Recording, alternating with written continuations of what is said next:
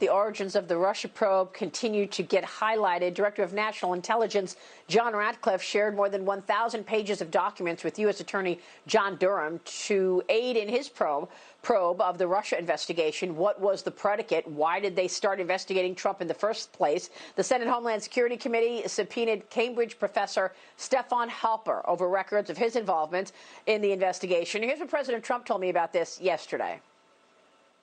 What comes next, Mr. President? We can have all of these documents. We can see exactly what happened. But unless John Durham comes out with a report or indictments, unless Bill Barr comes out with some kind of a ruling here, do you think this is resonating on the American people? These people should be indicted. This was the greatest political crime in the history of our country. And that includes Obama and it includes Biden. These are people that spied in my campaign. And we have everything. Joining me right now is Georgia Congressman, House Judiciary Committee member Doug Collins. Congressman, it is great to see you this morning. Thanks very much for being here. Good morning, Maria. It's good to see you. I want to get to the confirmation hearings of Amy Coney Barrett in a moment, but you just heard the president. Let me start on the Russia probe. I reported 2 weeks ago that there will be no indictments. There will be no interim report from John Durham before the election, so the American people will not be able to really understand fully, if they don't already, what took place in terms of creating a story to take down a sitting president. Your reaction to all that we've seen from these declassified documents?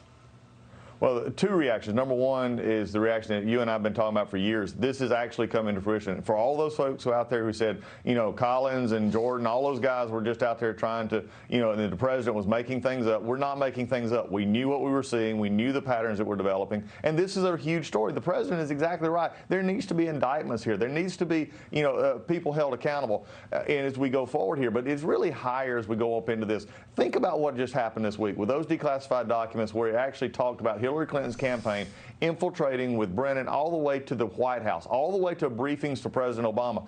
Where is the media at this? I mean, good Lord, Maria, you've been on this forever. We've had a lot of discussion about this, but everybody else seems to ignore it. And if they ignore it, then it can happen to them. The American people need to understand what they did to President Trump and then candidate Trump and Carter Page and Papadopoulos and all these others, they can do to anybody if they're allowed to. They've got to be held accountable. Well, I'll tell you, now that I've seen all of this in the last 3.5 years, Congressman, I've lost trust. I now recognize that the party in power can weaponize the agencies and use them against their political enemies. I have to be honest. You know, we think it's justice for all, liberty and freedom in America. And that's not what we've seen, Congressman. So it's hard to really believe that. In reality, the party in power is going to use the government investigative agencies to take down their political enemies, right? Right.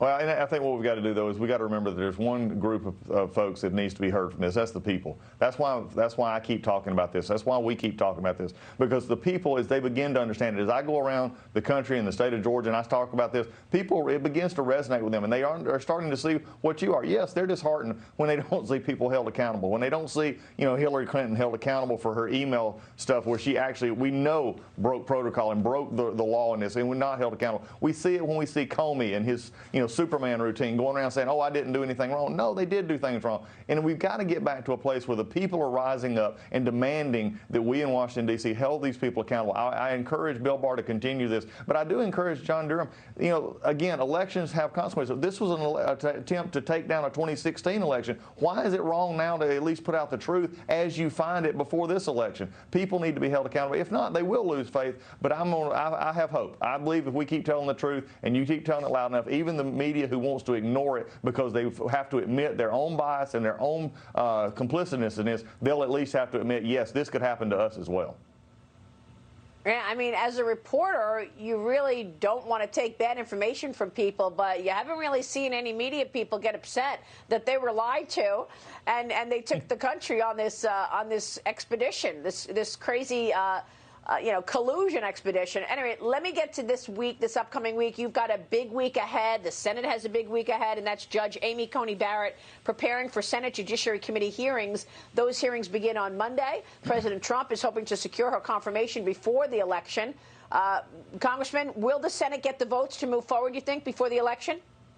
Yes, I do believe they will. And I think this is going to be an important step, and it's the right step. We need to get that seat on the court filled. I think the president's done what he needs to do. I think the Senate is moving forward in Lindsey Graham starting the hearings on Monday. And look, it's going to be an interesting time for the Democrats. They're going to have to understand this is a very qualified individual. This is someone who has a life history not only of law but of family and experience that she brings to the table at this position. And they're going to have to decide, are they going to willing to attack her faith like they did last time? Are they going to willing to attack what she believes in? Are they really going to do this in this time of this election, or are they going to actually understand that this is a qualified jurist that needs to be put on the court? And again, try to take it out of the fact that they just simply dislike this president so much they're willing to tear down anyone that gets in their way. I think it's going to be really a coming up moment for coming up in the next week for the Democrats to decide what are they going to do with this nomination, because I believe it's a great nomination, and I believe it should and will be confirmed before election. All right, well, that's great. Let me bring in Dagan McDowell, because, Dagan, you and I lived through the last confirmation hearings for the Supreme Court, and it was a circus around Brett Kavanaugh, Dagan. Men just need to shut up and do the right thing. Remember Mazie Hirono? I'll never forget that. Yeah. The senator. Dagan, that was good. That's not a compliment. Thank you, Congressman. But I want to raise something that, and Mazie Hirono, the senator, along with a handful of others, led by Senator Sheldon Whitehouse, they really kind of tipped their hat, so to speak, when they threatened to pack the court in a very veiled threat when SCOTUS was going to take up a Second Amendment case related to the gun laws in New York City. They made that threat. So we know what the Democrats want to do. And I wanted to get your reaction to Vice President Joe Biden yesterday on the campaign trail saying, "You'll know my position on court packing the day after the election." He's literally, which I don't think anyone has ever seen in politics, saying, "You'll find out what I think on this critical issue after you vote for me and I win." What do you say to that? Number one, we know his position. He is going to pack the court. That's what he's saying. He just don't want the American people to know it, and that's just untenable for a person who wants to be president to hide from the American people. Shame on you, Joe Biden. You know what your position is. Tell it to the American people. Don't be afraid. Yeah, I mean, the answer that he's giving reporters, well, I'm not going to answer that because if I answer that, then it's going to be the headline of your story. And they're saying, oh, okay. Well, Maria, I'll add. And that's it. I'll add something to this, though. Go ahead, I don't think, and the congressman can disagree with me or not, I don't think that the voters fully understand the terms court packing, what that really means. That they will add, the Democrats, get rid of the filibuster, add 2 justices, 4, 6. The sky is really the limit, and essentially trample on the Constitution. As Steve Forbes said, subvert the Constitution. That you diminish the power and the capacity of one of the 3 branches of government by doing that. Yeah, let's put it very simple for the American people. What Joe Biden and Kamala Harris want to do is overturn the will of the people in the last election so that they can get what they want instead of what the American people want. Let's make it very simple. Yeah, that's right. And they want to do the same thing in the Senate, Congressman, right? Because they want to turn D.C. exactly right. and Puerto Rico into states so that they can get 2 more senators in each. Well, we've seen this come up. I mean, look at the plan that came out of the House yesterday talking about this progressive plan that they want to just basically socialize everything and it become a government-run state. That was a socialist plan put forward just yesterday in which they're going to use to push Biden if he gets elected. That's why Donald Trump has to be reelected, because we're already seeing the progressives. They came out and revealed their cards. They want to take us down a socialist path, and now they just don't even make any qualms about it. They're just telling everybody that's what they want to do. People need to pay attention to what's actually happening. Actually, you make such a good point, and I was just reading this earlier.